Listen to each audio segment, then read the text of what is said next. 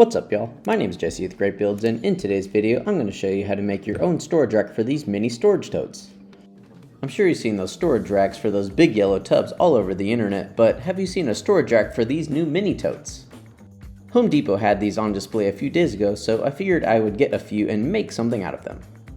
What I came up with was a mini version of those viral storage tote systems that was also mobile and very functional.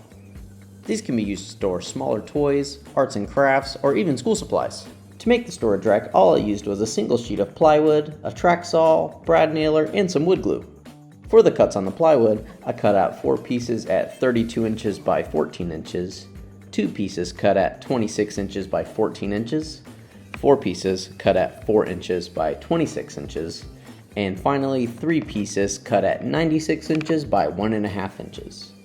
The 32-inch boards will be used for the vertical panels, the 26-inch boards that are bigger will be used for the top and base of the rack, the 1.5-inch boards will be used for the support bars to hold the totes, the smaller 26-inch boards will be used as a brace on the back, and those 1.5-inch strips will be cut at 13.5 inches long. These can all be cut out with a standard circular saw, so you don't really need a track saw to get these cut out.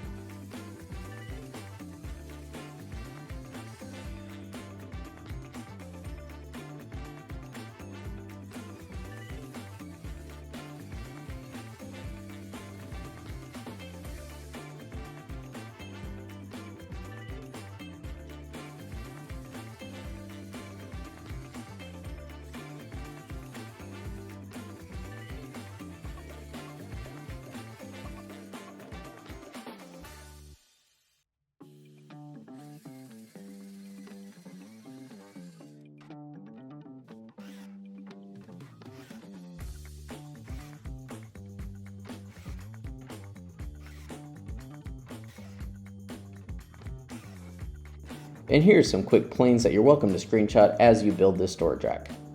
Once all your panels are cut out, now it's time to install those 1.5-inch strips on the 32-inch panels. For spacing, I placed out the strips at 3.5 inches, 11.5 inches, and 19.5 inches, leaving the bottom part empty as the last tote will be just placed on the base of the panel. Be sure to use wood glue and either 1-inch or 1.25-inch brad nails so that the nails do not puncture through the other side. For the strips, you'll place 3 of them on 2 of the panels and 6 of them on the other 2 panels that will be placed in the middle of the tote rack. To help keep the strips nice and level, be sure to use a speed square as well as double checking the measurements on either side while attaching them.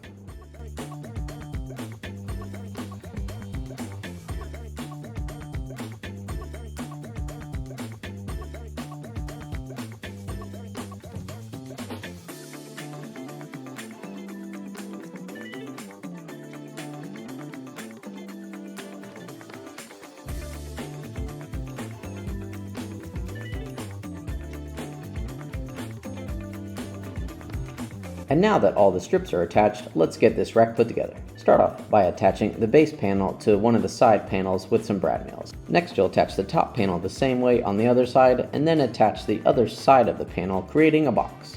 Once all 4 sides are connected, grab 3 of the small totes to get an accurate placement of the center panels. I wasn't sure exactly where these would be placed, so I just adjusted them accordingly and evenly spaced in between each of the totes. After you've got the placement of the center panels where you'd like them, grab the 4-inch pieces cut at 26 inches to use as bracing for the back of the storage rack. These will help the rack stay nice and square as well as give the tubs a backing to stop when sliding them in. To attach these, just use some brad nails as before or even some slightly longer nails to get a stronger attachment.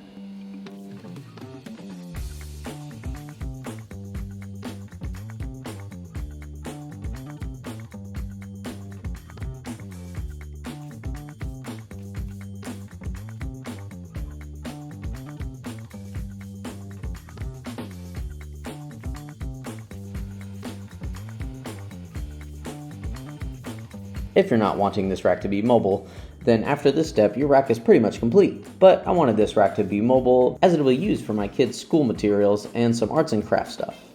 So I got some scrap 2x4s, cut to size, and attached them to the base of the rack. These will give a much more solid base to attach the casters, as well as keep it a bit more sturdy.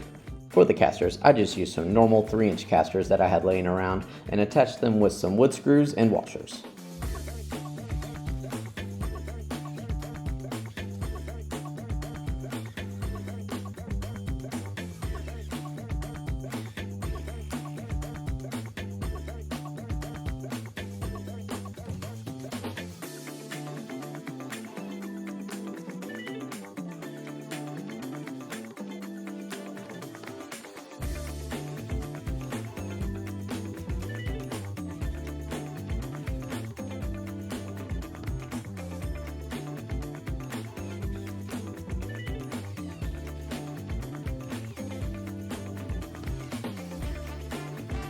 And now that all the wheels are fully installed, I wanted to smooth over all of the rough edges as it'll be used in the kids' room, so I grabbed my router with a chamfer bit and knocked over all of the edges, as well as sanded down the whole rack with 220 grit sandpaper.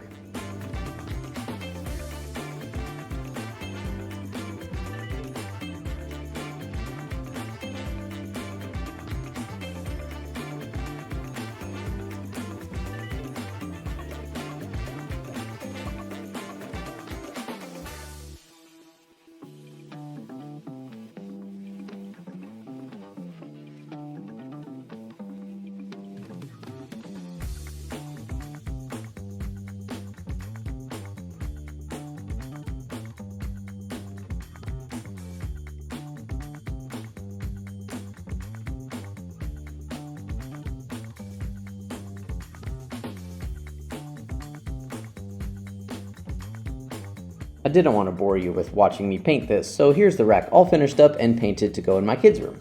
This little tote storage rack can be used for pretty much anything, so regardless of what you want to store in them, it should work out great and can be customized to fit almost anywhere.